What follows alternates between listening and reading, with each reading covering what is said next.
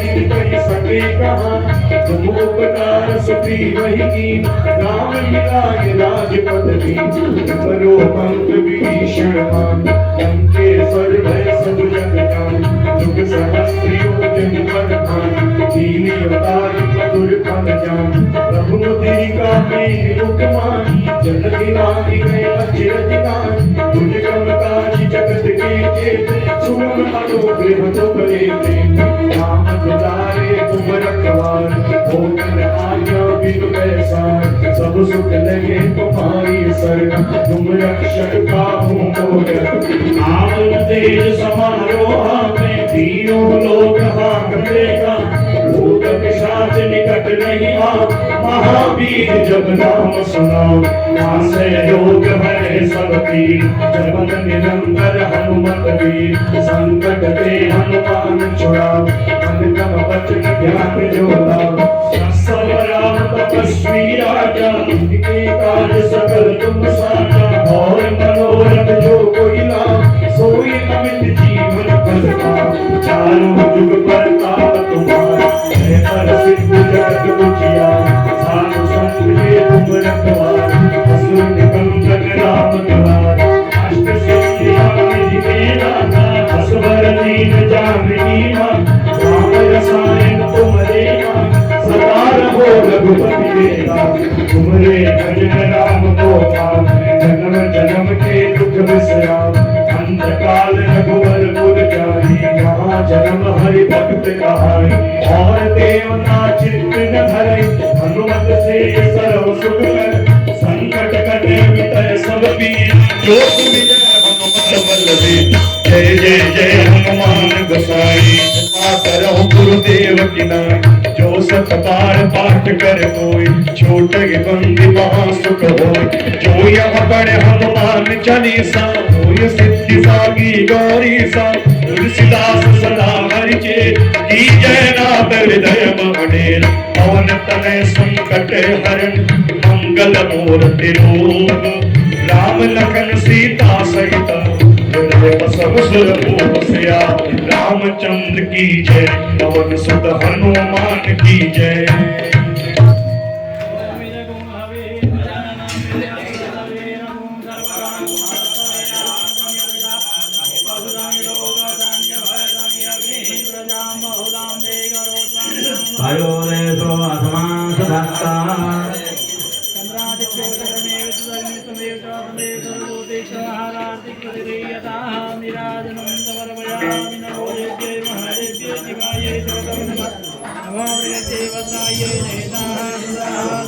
श्रीमद्भागवत महापुराणाय नमः। आराधिवादिवगोलजापितुरप्रायिधामभिदेवा सदा कुशे बृहते विदितदात्वेकं परसते कमः कदलीकलसम्भूतं कलभूरेण प्रदेवितमाराधिकमहं कुर्मे पश्य मे वरदो भवान् जलेन शीतलैकलनं पुष्पै देवताभिवन्दनं हस्ताभ्यामात्माभिवन्दनम् आराधिक्यग्रहणम् पुष्पाणि यथा कालोद्भवानि च पुष्पाञ्जलिर्मया दत्ता ग्रहाणं परमेश्वर मण्डपस्थावाहि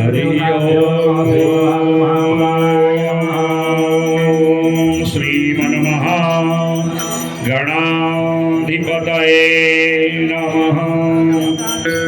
श्रीमन्मङ्गलमूर्तये नमः। गजाननं भूतगणाधिसेवितं कपित्तजम्बूफलचारुभक्षणम् उमासुतं शोकविनाशकारकं नमामि विघ्नेश्वरपादपङ्कजम् नारायणं नमस्कृत्य नरं चैव नरोत्तमं देवीं सरस्वतीं व्यासं ततो जयमुदीरये। अखण्डमण्डलाकारं व्याप्तं येन चराचरं पदपदं दर्शितं येन तस्मै श्रीगुरवे नमः। सरस्वती महामाये विद्ये कमललोचने विश्वरूपे विशालाक्षी विद्यां देहि नमोस्तुते। सर्वरूपमयी देवी सर्वं देवीमयं जगत् अतोऽहं विश्वरूपां तां नमामि परमेश्वरीं। यं ब्रह्मा वरुणेन्द्र रुद्रमरुतः स्तुन्वन्ति दिव्यैस्तवे वेदे साङ्गपदक्रमोपनिषदे गायन्ति यं सामगा। ध्यानावस्थितगतेन मनसा पश्यन्ति यं योगिनो यस्यान्तं न विदुः सुरासुरगणाः। देवाय तस्मै नमः। विश्वानि देव सवितरदुरितानि परासुव यदवदरं तन्नासुव। मेरी भवबाधा हरो श्री राधा नागरी सोय जातन की झाई पड़े श्याम हरित द्युति हो। जय जय श्री राधा रमण जय जय नवल किशोर जय गोपी चित चोर प्रभु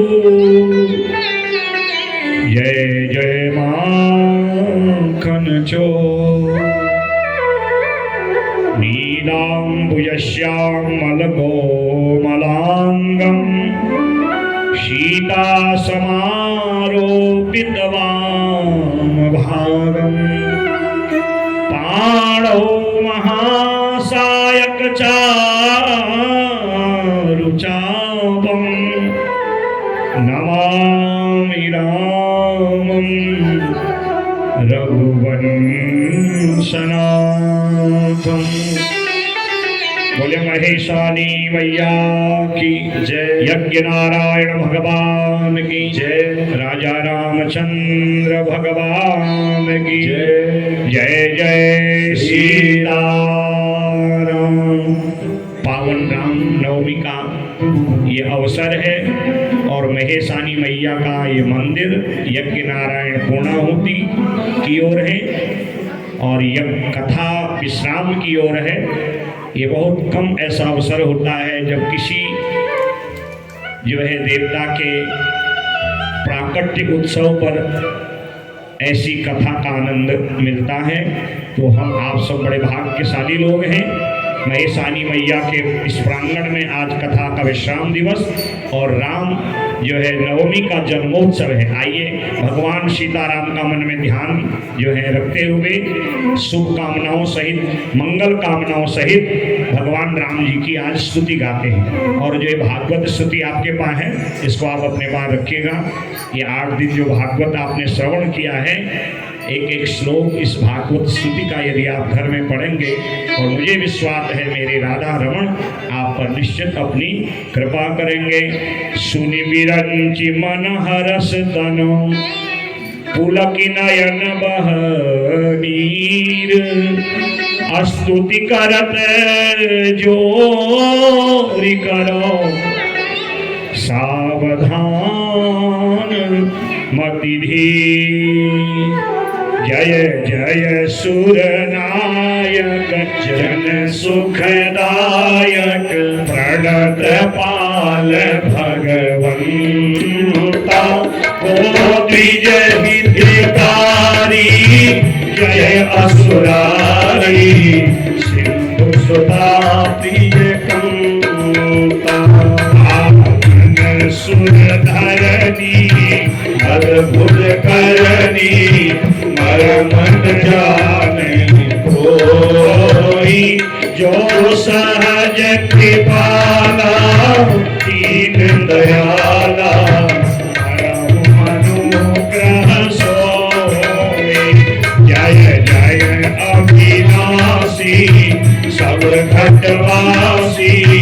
व्यापक परमानंदा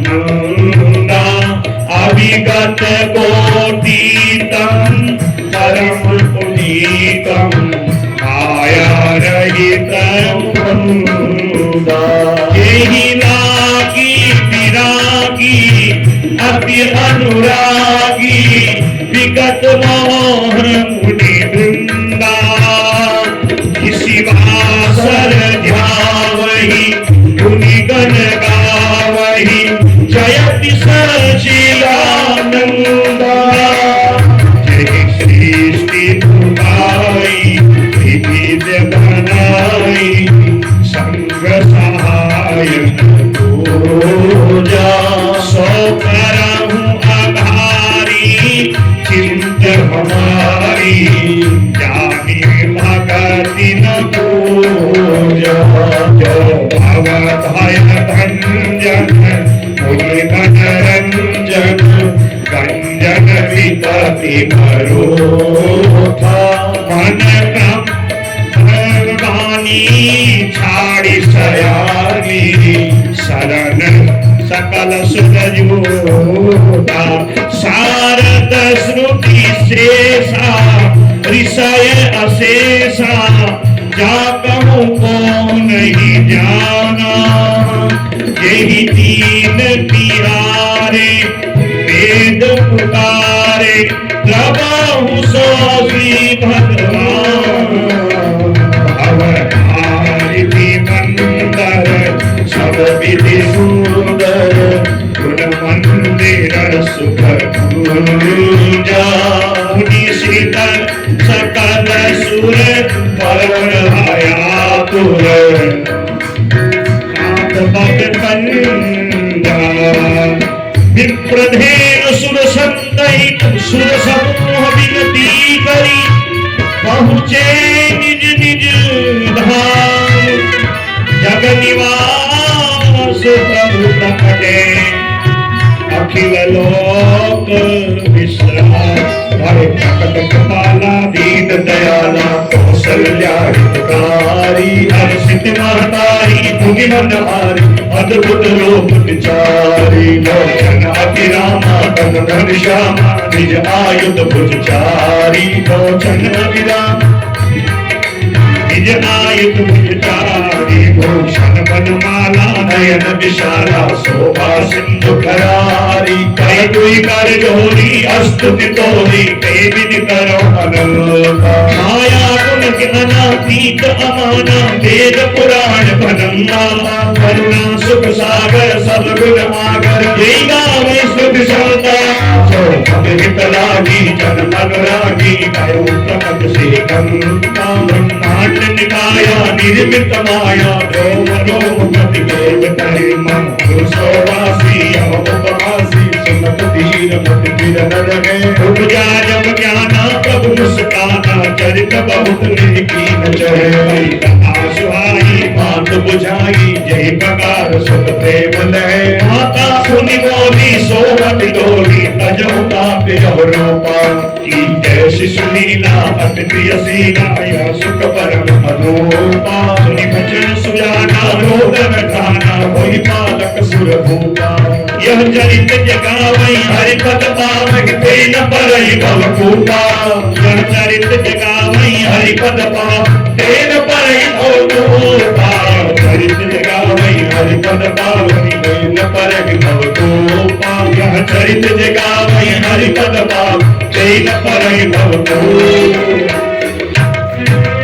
विप्रधेन सुर संतहिता लीन मनुज अवतार निज इच्छा निर्मित तनु माया गुण गोपाल बोले राजा रामचंद्र भगवान की सीता माता की भरत भैया की लक्ष्मण लाल की शत्रुघ्न जी महाराज की तीनों मैया की दशरथ जी महाराज की जय जय सीता भगवान भगवान श्री राम के प्राकट्योत्सव रामनवमी की आप सभी झूला घाट निवासी जनों को, पिथौरागढ़ जनपद के लोगों को, उत्तराखंड, भारतवर्ष, विश्व के लोगों को हार्दिक शुभकामनाएं हैं। ये मंगल मेला जो है ऐसे ही आपके जीवन में मंगल करते रहे, बड़े सौभाग्य का विषय है। और माँ महेशानी की ये अहेतुकी कृपा है कि हमारे यजमान श्रीमान गोविंद बल्लभ भट्ट जी, श्रीमान वासुदेव भट्ट जी, श्रीमान जीवन भट्ट जी, उनके समस्त पुत्र पौत्र, उनकी पूज्या माता, सब सहयोगी, झूला घाट के श्रोताजनों के, पिथौरागढ़ जनपद के लोगों के सहयोग से महेशानी माँ का यह आशीर्वाद आज हम सब लोगों के लिए फलीभूत हो रहा है। और अभी हमारे देवताओं ने भी दर्शन दिया। मैं सभी पंडा समाज का बहुत आभारी हूँ। ये तीसरा अवसर है महेशानी के मंदिर में ये कथा को करने का, ये उनकी कृपा है और आप सब लोगों का ये प्रेम है।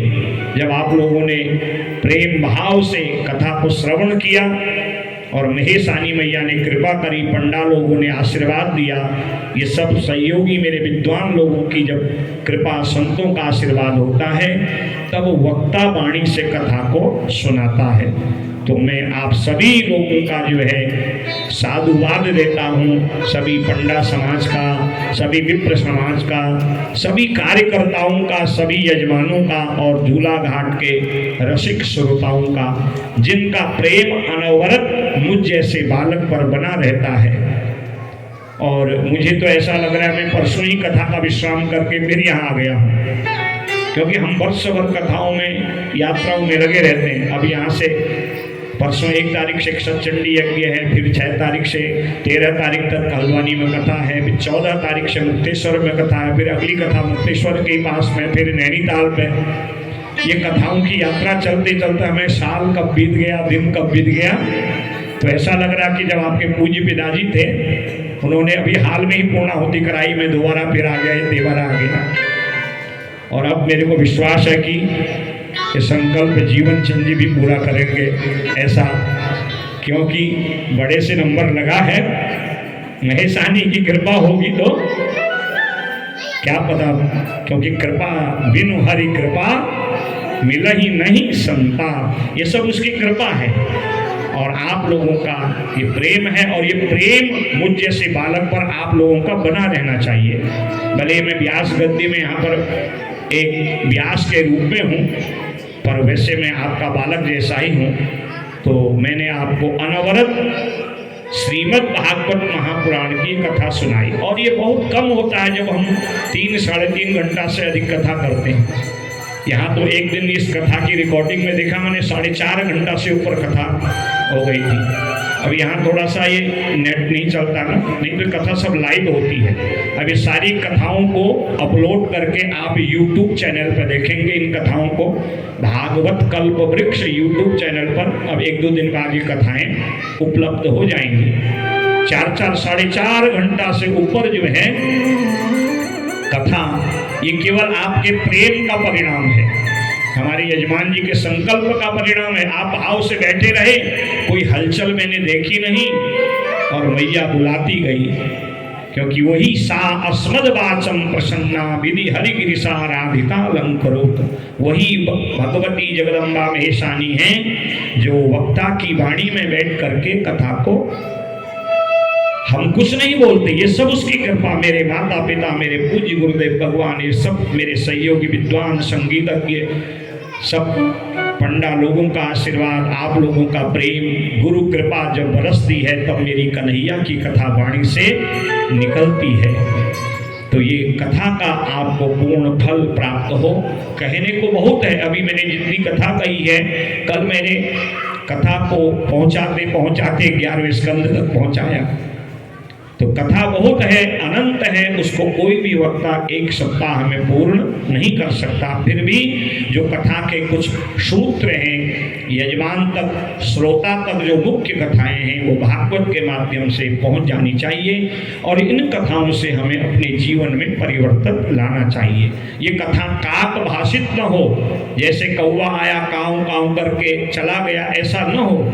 इन कथाओं से कुछ न कुछ ग्रहण करना है और कुछ न कुछ दुर्गुण त्याग करना है। कथा के बाद नियम होता है ना, व्यास जी का पूजन किया जाता है, पुस्तक पूजन किया जाता है, दक्षिणा दी जाती है। तो भगवान ने तो यहाँ इतना दिया है, कभी कभी तो हमें गिनने की फुर्सत नहीं होती। अब इसका मतलब नहीं कि करोड़ों अरबों, ऐसा नहीं। उसने इतनी कृपा की है, रोज ही दक्षिणा है। असली दक्षिणा आप लोगों की वो है कि आप भागवत में अपना दुर्गुण अर्पण कर दें दक्षिणा रूप में।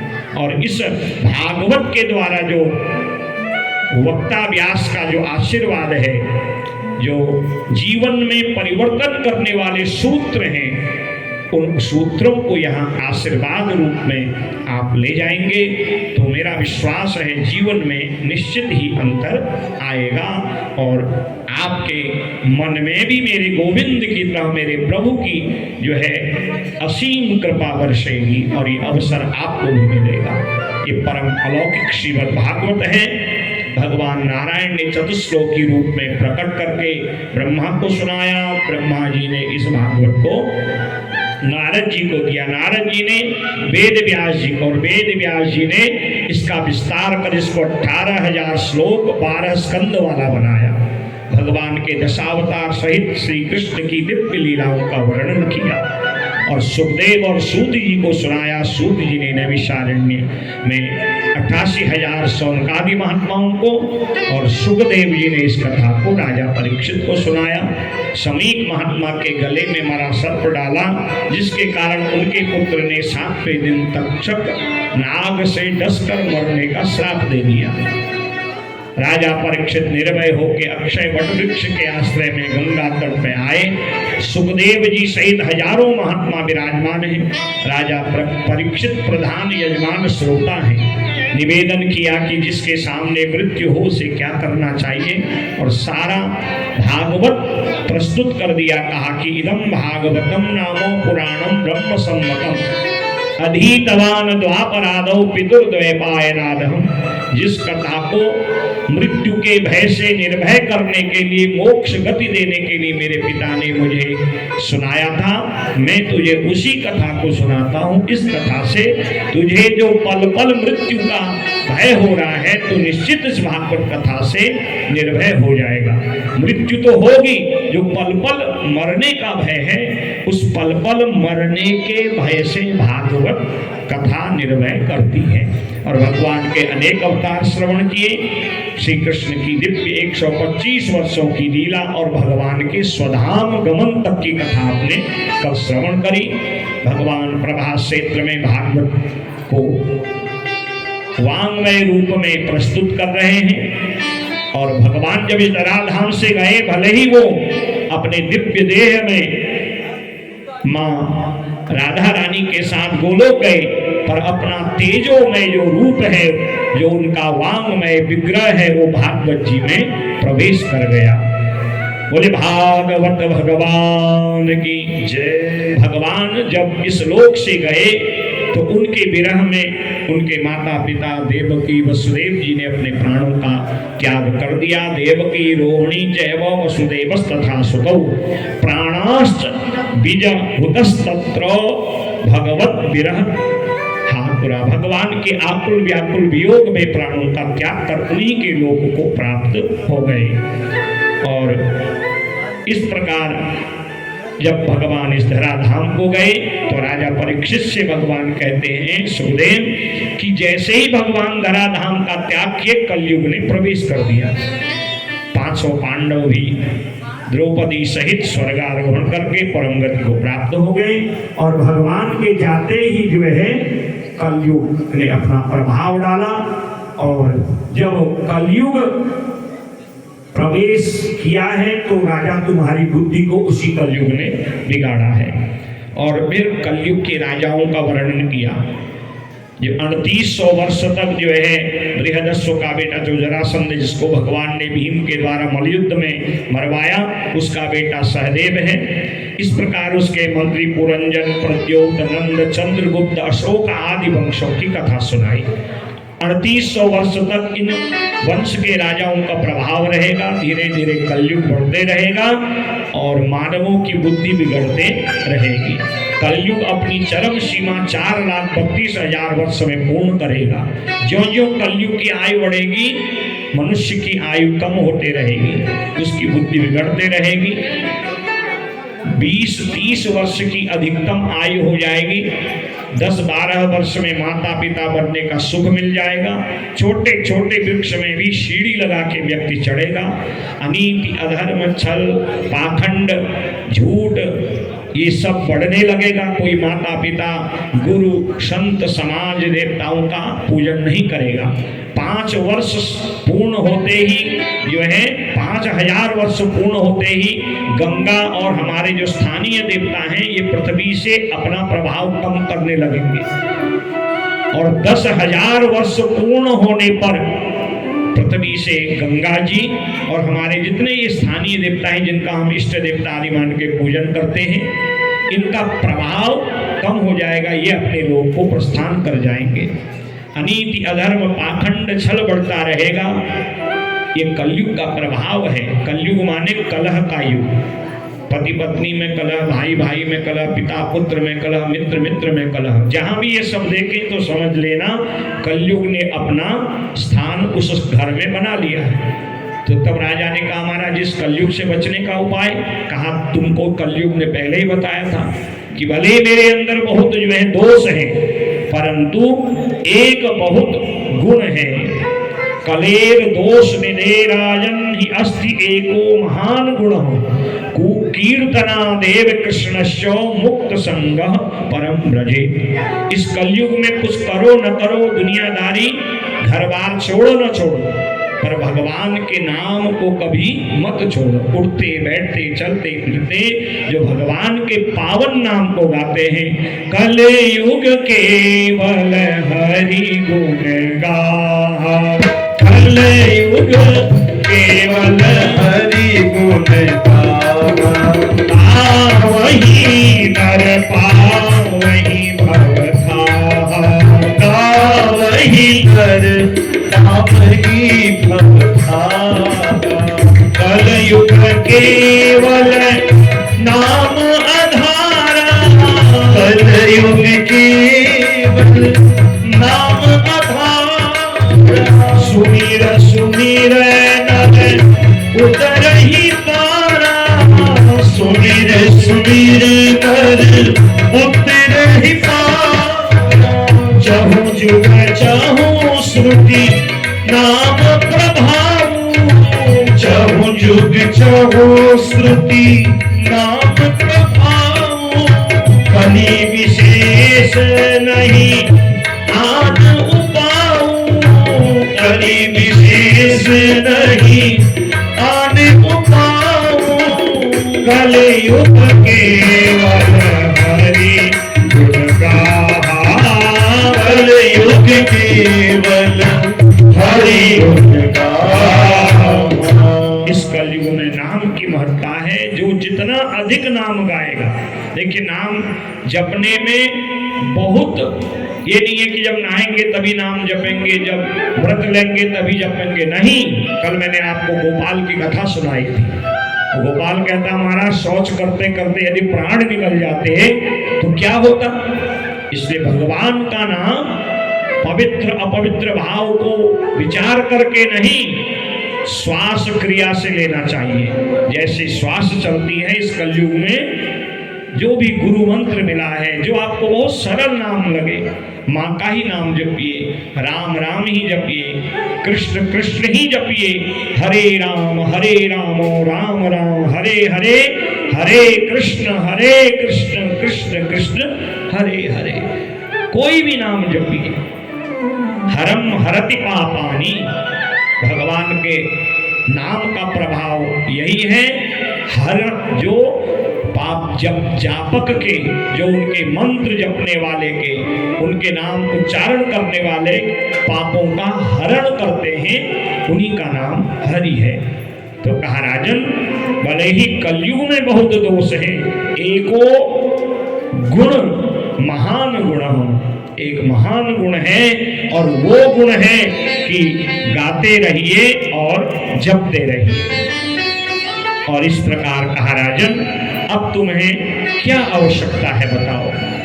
कहा मैं मर रहा हूं, ये भाव तू छोड़ दे, मरता शरीर है।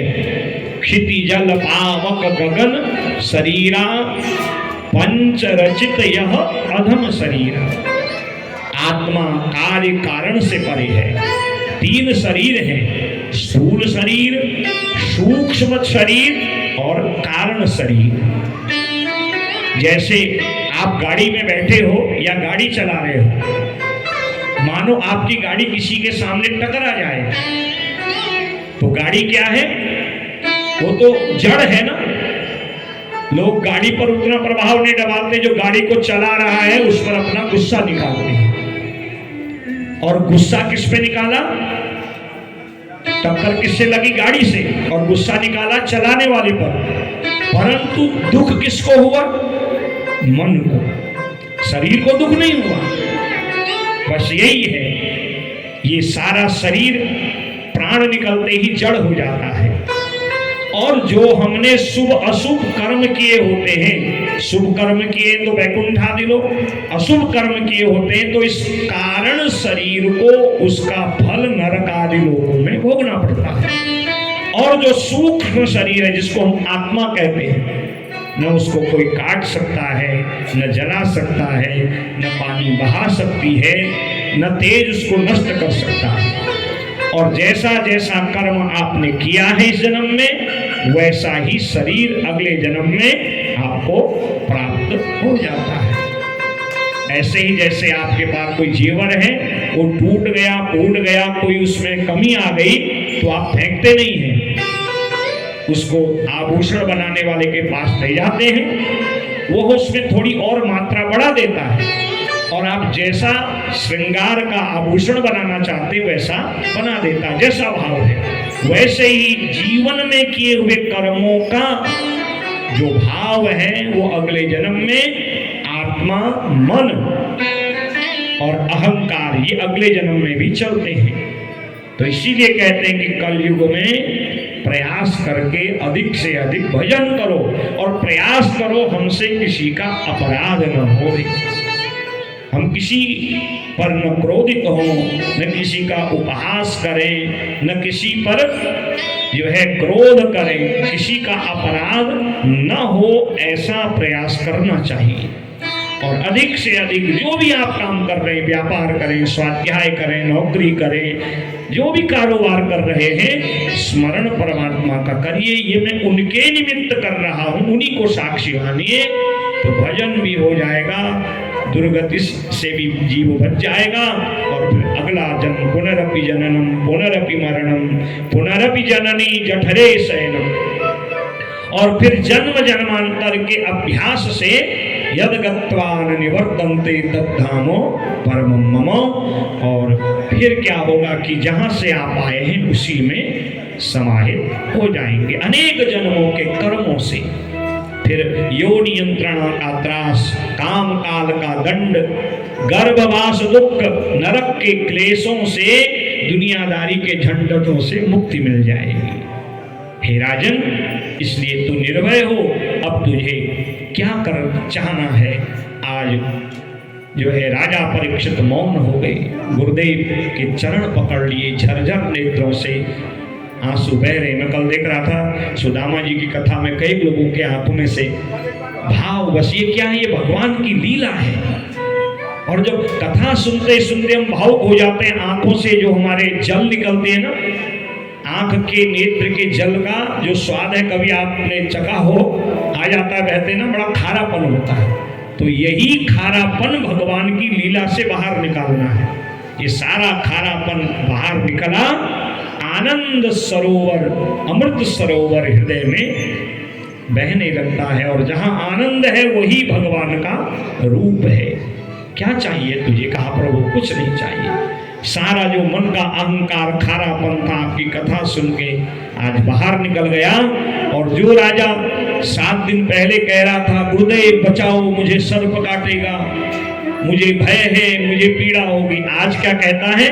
सिद्धोस्म्यनुगृहीतोस्मि भवता करुणात्मना श्रावितो यच्च मे साक्षात् अनादि निधनो हरिः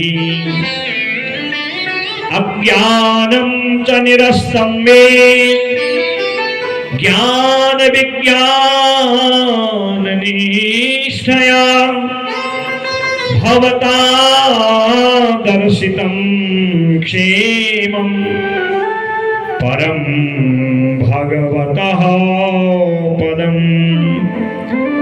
आज मैं सिद्धोस्मि, आज मैं अपने आप को सिद्ध मानता हूँ। अनुगृहीतोस्मि, आपने मुझ पर जो करुणा बरसाई कथा सुना करके मुझ जैसे अपराध करने वाले पे।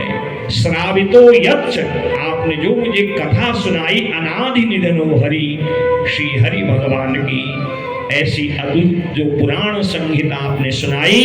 अज्ञान च निरस्तम में, मेरा सारा अज्ञान मरने का भय दूर हो गया है। भवता दर्शितम क्षेमम, आपने मुझे जो क्षेमकारी कल्याणकारी भगवत चरणों तक पहुंचने का सरल मार्ग उनकी भक्ति का बताया।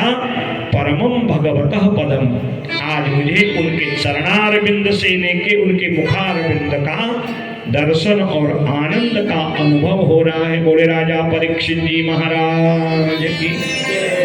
ऐसा ही होता है, कभी कभी कथा के किसी प्रसंग में हम इतना डूब जाते हैं कि जैसी कथा चलती है वैसे ही मन का भाव चलता है। यदि कथा सुनते सुनते आपका भाव वैसा बन गया तो समझ लो आप अब भगवान के नजदीक ही पहुंच गए। क्योंकि जहां पर जाके सत्य स्नेहू मिलहि ताहि कछु नहीं संदेह, जिस पर जिसका स्नेह होता है। लौकिक व्यवहार में हम कहें हम आपको क्या जानते हैं, हम यहाँ से 300-400 किलोमीटर दूर रहने वाले, वैसे जन्मभूमि तो मेरी अल्मोड़ा की है। शिक्षा दीक्षा के लिए 35-36 वर्ष पूर्व गुरुदेव के पास गए थे। ना आपको हम जानते थे ना आप। ये सब मिलाने वाले कौन है? ये महेशानी मैया मेरे ठाकुर जी, उनके हम गीत गाते हैं और आप उन गीतों को सुनते हो। भगवान ने ऐसी प्रेरणा दी। परसों यजमान जी कह रहे थे कथा हमको जो है नवंबर में कब करानी थी, तब हल्द्वानी में मेरी भव्य कथा का आयोजन चल रहा था।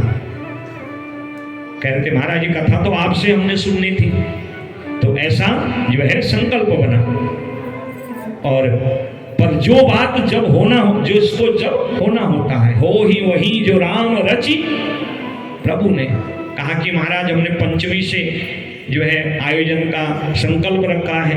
मैंने कहा महाराज आज ही नवरात्रि, क्योंकि हमारे संगीत वाले इतने व्यस्त हैं, आज ही इनका जो है सायंग में वहाँ बहुत बड़ा एक आयोजन है संगीत का। ये तो बहुत व्यस्त रहते हैं लोग। हमारे भास्कर जी हल्द्वानी के जो हैं बहुत श्रेष्ठ गायकों में हैं, और आपने इनके भजनों का आनंद लिया होगा। इनको कहाँ समय है? हमारे लोकेश जी तबले में, ये भारत सरकार के द्वारा स्कॉलरशिप लेते हैं, इनको कहाँ समय होता है? तो मैं निवेदन किया, मैंने कहा आप प्रतिपदा या द्वितीया से कथा करोगे, क्योंकि अगले कार्यक्रम में इनको परसों से फिर जाना है। मेरा अगला कार्यक्रम है, मेरे साथ में विद्वान लोग हैं, इनको कहाँ समय होता है? तो वो भगवती की कृपा से हमने कहा और आपने किया, और देखो ये कार्य अपनी पूर्णता की हो। राजा परीक्षित के जैसे संकल्प पूर्ण हुए, और आप अपने माता पिता की सेवा करते करते उनके संकल्पों को आगे बढ़ा रहे हो। ये साक्षात भगवान की ही कृपा है। पुत्रवती युवती जग सोई, रघुपति भगति जास सुत होई। संतान बहुतों की होती है। धृतराष्ट्र के भी 100 पुत्र हुए थे, सारा कुल डुबा दिया। संतान तो उस माता पिता की है जिसके कुल में, जिसके गर्भ से वो मां पुत्रवती है, जिसके घर में रघुपति भगति जास सुत होई। जिसके घर में भगवान का भजन करने वाला, भागवत की कथा करने वाला। और एक विशेषता इस कथा की और देखी, मैं भी अपने प्रिय नीरज जी से कह रहा था कि यहाँ इसलिए भी आनंद आया कि सारा परिवार बैठ के कथा सुन रहा। कारोबार है, काम धंधा है, और वो भी जरूरी है, आजीविका का साधन है, पर वो तो जीवन भर है ना, ये बार बार तो मिलने वाला नहीं। तो इसके साथ बेटा, बहू, नाती, पोते, छोटे छोटे बच्चे ये रामायण की चौपाइयाँ गा रहे हैं, रात को भजन गा रहे हैं। और यहाँ पर संकीर्तन मंडली जो इस कमेटी को मैं देखता हूँ, हरिभट्ट जी और वो सब लोग मैं देखता हूँ, कथा के बाद शुरू हो जाते हैं, अनवरत चलता। तो ये उसी का प्रभाव है कि ये यहाँ पर 3 यज्ञ तो मेरे द्वारा ही माँ की कृपा से ये पूर्णता की ओर है। तो ये तब होता है जब मनोभाव हमारा सत्कर्म और परमात्मा में होता है। और राजा परीक्षित जो कह रहा है वो यहाँ पर भी घट रहा है कि आज आपने मेरे संकल्पों को पूर्ण कर दिया। मेरे जो मनोभाव थे गुरुदेव, अब मुझे कुछ सुनने की आवश्यकता नहीं है। इच्छा तो है पर समय नहीं है, इसलिए सिद्धोस्मि, आज मैं सिद्ध हो गया। अनुगृहीतोस्मि, आपने मुझ पर जो अनुग्रह कृपा करी है। मेरा जो अज्ञान है, पुत्र, पत्नी, राज्य, इतना बड़ा राजा, पूरा सप्तद्वीप वसुंधरा का धर्म सम्राट, चक्रवर्ती सम्राट था, सारी पृथ्वी को दिग्विजय करके जीता था। क्या उसकी इच्छा नहीं? और आयु कितनी है? 36 वर्ष। और 36 वर्ष में ही भागवत का रसपान करके परमात्मा को प्राप्त, उनके स्वरूप को प्राप्त कर लिया। कहा राजन बस यही मैं तेरे मुंह से सुनना चाहता था। और अपना वरद हस्त सुखदेव भगवान ने राजा परीक्षित के मस्तक पर रखा। जन्मादश्यतोन्मयादि तरतश्चार्थे सुविज्ञः स्वराट, आदि कहते जैसे आए थे और वैसे ही वहां से अंतर्धान हो गए। बोले सुखदेव भगवान की जय हो। और ब्राह्मण के वचनों को पूर्ण करने के लिए तक्षक आया। वैसे मार्ग में इसको कश्यप ब्राह्मण मिले, देवी भागवत में कथा बड़ी विस्तार से है। कश्यप और तक्षक का संवाद हुआ। कश्यप ने हरे भरे एक वृक्ष को जब डसा उस तक्षक ने, तो कश्यप वैद्य ने, ब्राह्मण ने उस सूखे वृक्ष को पुनः मंत्र विद्या से हरा भरा कर दिया। तो तब तक्षक और कश्यप का बड़ा संवाद हुआ। कहा महाराज मैं आपकी शक्ति को जानता हूं। कश्यप कहते कि आप जिसको डसोगे वो बचेगा नहीं। तक्षक कहता है मैं किसी को डसूं, आपके अंदर ऐसे मंत्र हैं उस विष को आपकी निकालने की सामर्थ्य है। परंतु जो ब्राह्मण ने वचन दिए हैं और जो राजा परीक्षित आज विरक्त हो चुका है, उसके संकल्पों को भी तो पूर्ण करना है। संवाद हुआ और राजा परीक्षित के पास तक्षक आया, शरीर को डसा, प्राण की ज्योति निकली, मेरे गोविंद में समाहित हो गए। बोले परीक्षित जी महाराज की। बड़ा हाहाकार हुआ। पुत्र जन्मेजय आया, उसने पिता का शरीर वही गंगा तट पर उसका अंत्येष्टि कर्म किया। कुछ लोग ऐसे होते हैं जो भड़काने वाले होते हैं। कुछ लोगों ने उसको झाड़ पे चढ़ा दिया, तेरे पिता को जो है नाग ने मारा है। और नाग जिसको डसे उसकी सदगति नहीं होती। तक्षक नाग सहित उनके कुल का अंत करने के लिए राजा जन्मेजय ने सर्पक्षत्रिय यज्ञ आरंभ किया। और तब वेद व्यास जी आती है कथा, यहाँ से देवी भागवत, यहीं से देवी भागवत की कथा आरंभ होती है। और तब वेद व्यास जी ने राजा परीक्षित को समझाया, प्रायश्चित्त करवाया, जो नाग आदि की आहुति प्रदान करी थी। और तब राजा परीक्षित के मन में शांति हुई। और 9 दिन तक राजा जो जन्मेजय हैं, जिनके पिता को तक्षक ने डसा था, नारद जी आके स्वयं कहते हैं राजा तुम ये क्या कर रहे हो? मैंने अभी देखा तुम्हारे पिता तो ब्राह्मण के श्राप से दुर्गति को जा रहे थे। कौन सा पुण्य किया? कहा मेरे पिता ने भागवत कथा सुनी और मैंने सर्पक्षत्र यज्ञ के प्रायश्चित रूप श्रीमद देवी भागवत को वेद व्यास जी के मुखमंडल से सुना। क्योंकि पुत्र उसे ही कहते हैं पुण्णाम नरकात्रायते, जो अपने पुण्य कर्मों से अपने पितरों की सदगति कर दे। कहा धन्य है राजा आज तू और तेरा ये यज्ञ और भगवती की कृपा से जो तूने अपने पिता का तरोतारण कर दिया। सुखदेव कहते हैं कि जब परीक्षित की सद को अंतिम उपदेश देकर के जब तक्षक आया, सुखदेव भगवान अंतर्धान हुए, तो सूत जी कहते हैं हे ऋषियों, राजा परीक्षित उस परम तत्व में विलीन हो गया, यद गत्वान निवर्तन्ते, जहां फिर दुनियादारी के चक्कर जो है समाप्त हो जाते हैं। जहां से आया था उसी परमात्मा में विलीन हो गया। बोले भागवत भगवान की जय। ऐसी ये जो अलौकिक भागवत है, इसको जो श्रवण करते हैं उनके समस्त संकल्प पूर्ण होते हैं। और एक अध्याय में इस सृष्टि के प्रलय के बारे में बताया और मार्कंडेय जी के तप, और मार्कंडेय जी ने जिस मुचकुंद भगवान के बाल मुकुंद के दर्शन किए थे, जग्रोध पोतम ददृशे फल पल्लव शोभितम करारविंदेन मुखारविंदम मुखारविंदे विनिवेशयन्तम वटस्य पत्रस्य पुटे शयानम बालम मुकुंदम मनसा। क्योंकि मार्कंडेय जी की 7 कल्प की आयु है, भगवान से संवाद किया कि आपकी माया को देखना चाहता हूँ। जब सारी सृष्टि प्रलय को चली गई तो मार्कंडेय जी ने आंख खोला, देखा कुछ नहीं है, जल ही जल है। और अचानक जल में एक जो है बड़ के पत्ते का दोना बना है और एक छोटा सा बालक जिसके चरण से मुख तक सारे अंग कमल के समान हैं, कमल की कांति युक्त हैं, और अपने पांव के अंगूठा को हाथ से पकड़ के जो मुख में चूस रहा है। करार बिंदेन पदार बिंदम मुखार बिंदे विनिवेशयन्तम। तब एक डाली पर अटके थे, उसी बट वृक्ष की डाली पर अटके थे मार्कंडेय जी, यहाँ कुछ बचा नहीं, मैं कैसे रह गया, ये बालक कौन है इतने अगाध जल में। भगवान ने कहा भी नहीं समझे, यही तो मेरी माया है। अर्थात जब सृष्टि नहीं होती तब भी मैं रहता हूँ, सृष्टि का नियंत्रण करने वाला भी मैं ही हूँ और उसको प्रलय करने वाला भी मैं ही हूँ। बालम मुकुंदम मनसा नमामि।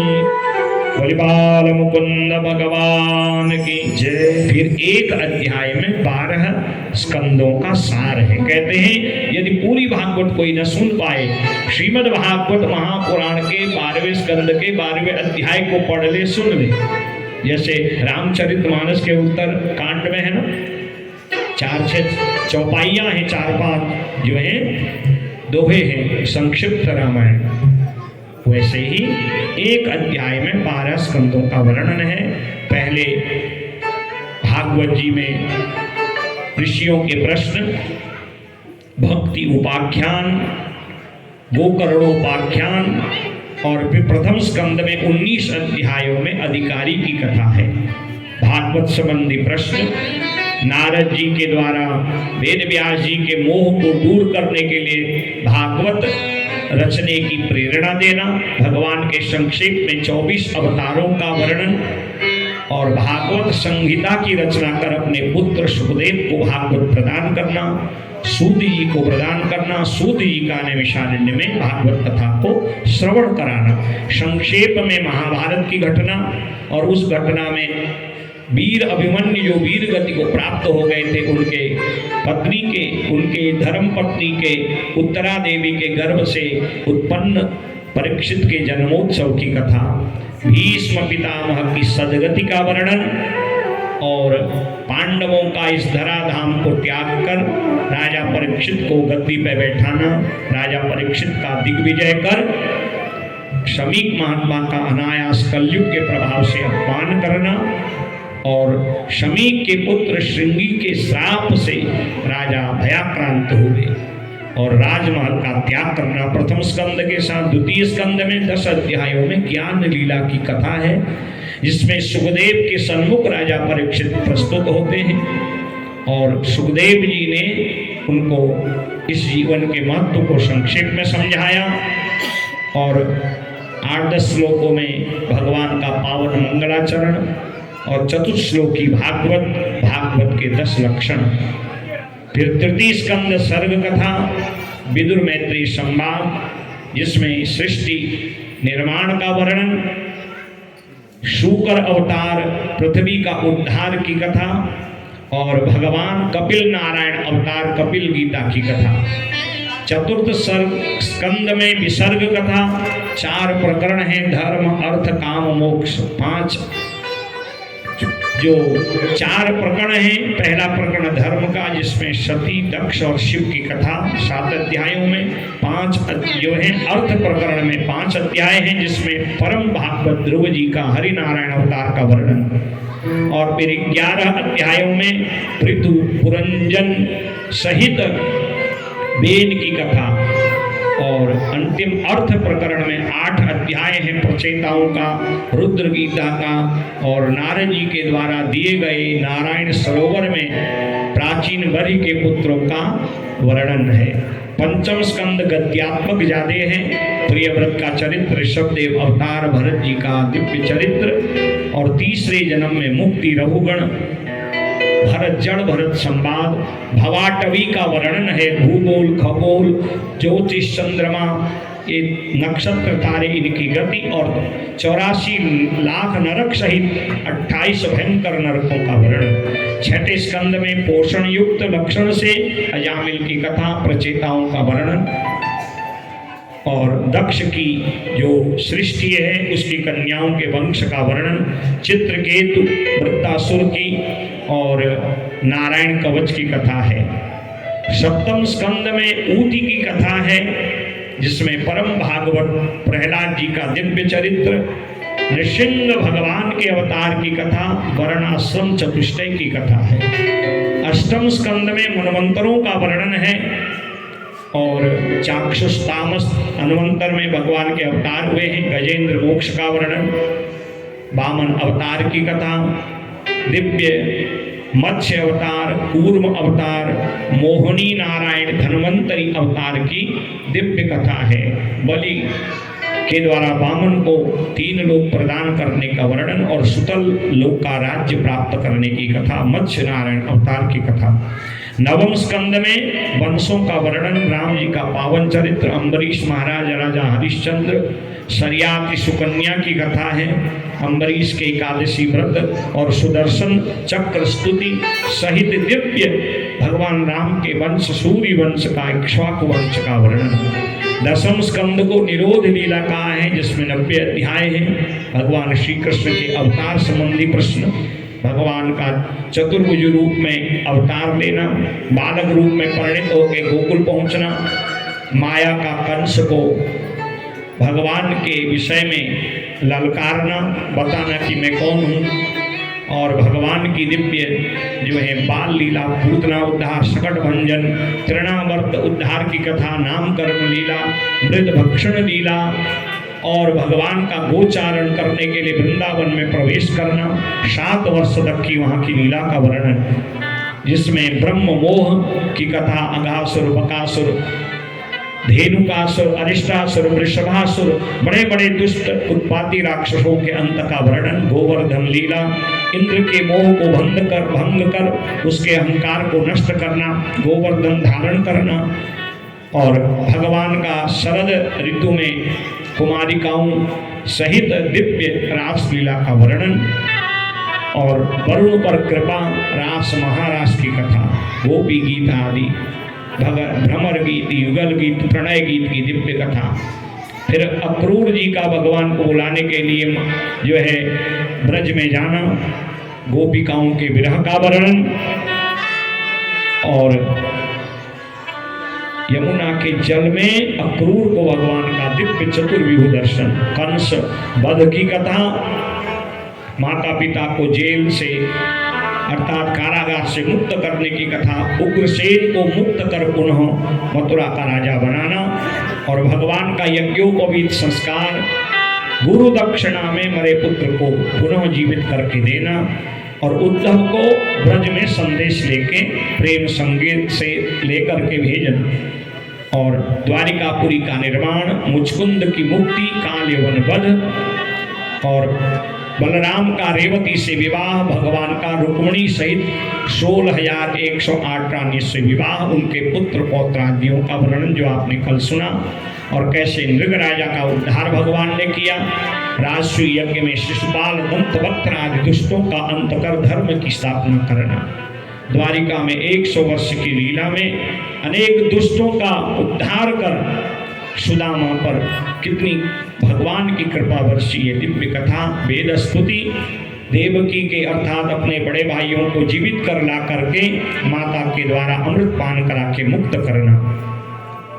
और 11वें स्कंद में पिंडारक क्षेत्र में यदुवंशियों राजकुमारों के द्वारा ऋषियों का अपमान कर यदुकुल को नष्ट होने का श्राप देने की कथा, 9 योगेश्वरों सहित दत्तात्रेय अवतार का वर्णन, उनके 24 गुरुओं की कथा, और उद्धव को प्रभास क्षेत्र में समस्त ऋषि समूह में भागवत का उपदेश देना, और भगवान का बलभद्र सहित अपने लोक को प्रस्थान करना। 12वें स्कंद में कलयुग की जो महिमा है, कलयुग का जो धर्म है वो बताना, और राजा परीक्षित की मुक्ति, मार्कंडेय तप, माया दर्शन और दिव्य भागवत की ये फलश्रुति सहित हरे नमः करके भागवत को विश्राम देना।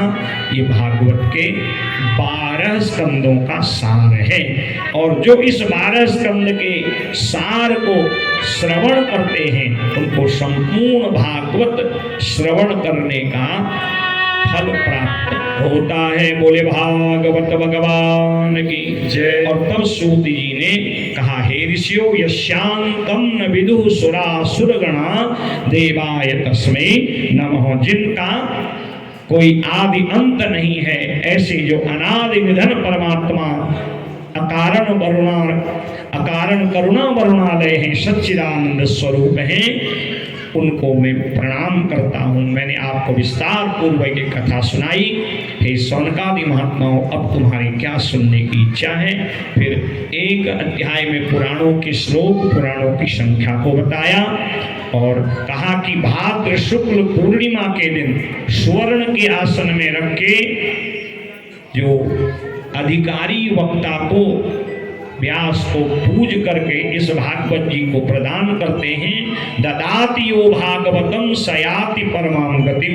फिर उसका जन्म जन्मांतर का चक्र नष्ट हो जाता है, अर्थात परम गति को वो प्राप्त कर लेता है। तो ऐसी यह अलौकिक भागवत है, जो श्रवण करते हैं उनके समस्त पाप मेरे गोविंद हरण कर लेते। बोले भागवत भगवान की जय। 2 दिन का जग में मेला, यही भागवत का सार है। ब्रह्मानंद जी ने भगवान के बड़े सुंदर जो है भजन गाए हैं, उनमें ये बहुत प्रिय भजन है जिसको मेरे पूज्य गुरुदेव गाया करते थे। और फिर 2 श्लोक उच्चारण करोगे आप मेरे साथ, फिर भागवत जी को विश्राम देंगे। कैसा है ये जीवन और ये भागवत का सार कैसा है, भागवत की यात्रा कैसी है, जीवन की यात्रा। ब्रह्मानंद स्वामी जी बड़े भाव से गाते हैं, आप भी मेरे साथ गुनगुनाइए और फिर भागवत को विश्राम देंगे। जो दिन का 2 दिन का जग में मेला, सब चला चली का ठेला। 2 दिन का जग में मेला, सब चला चली का ठेला। सब चला चली का ठेला, सब चला चली का खेला। सब चला चली का ठेला, सब चला चली का खेला। 2 दिन का जग में मेला, 2 दिन का जग में मेला, सब चला चली का ठेला, सब चला चली का ठेला। कोई चला गया कोई जाए, कोई चला गया कोई जाए, कोई गठरी बांध सिधारे, कोई गठरी बात सिधारे। कोई खड़ा तैयार अकेला, कोई खड़ा तैयार अकेला सब चला चली का खेला सब चला चली का खेला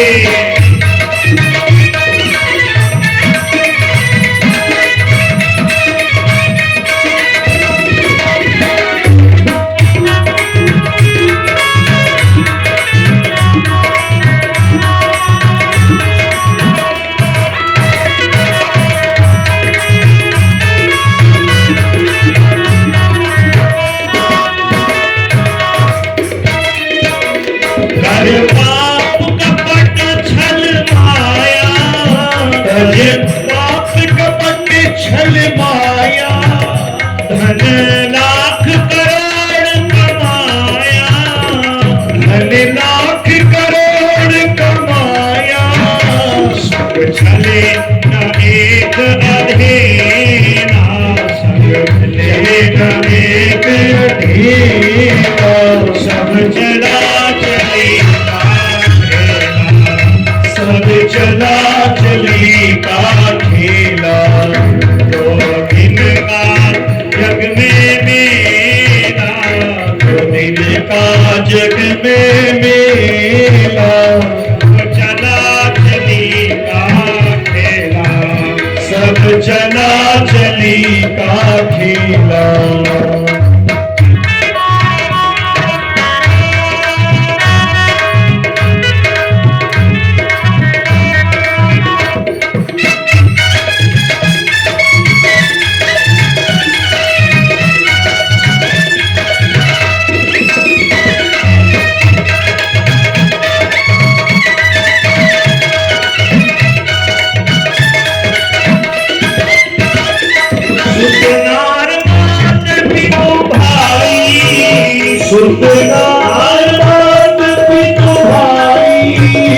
कोई अंत सहायक नाही कोई अंत सहायक नाही क्यों भरे पाप का खेला क्यों भरे पाप का खेला सब चला चली का खेला सब चला चली का खेला तो दिन का जग में मेला दिन का जग में मेला सब चला चली का खेला सब चला चली का खेला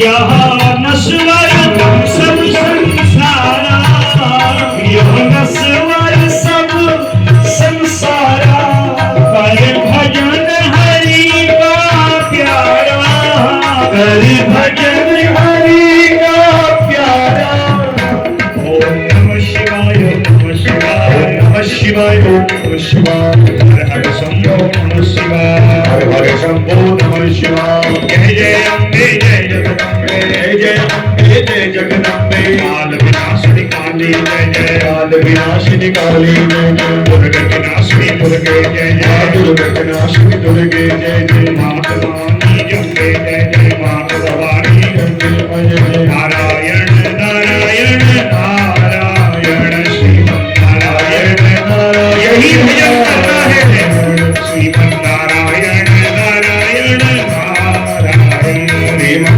नारायण नारायण नारायण यह नश्वर सब संसारा यह नश्वर सब संसारा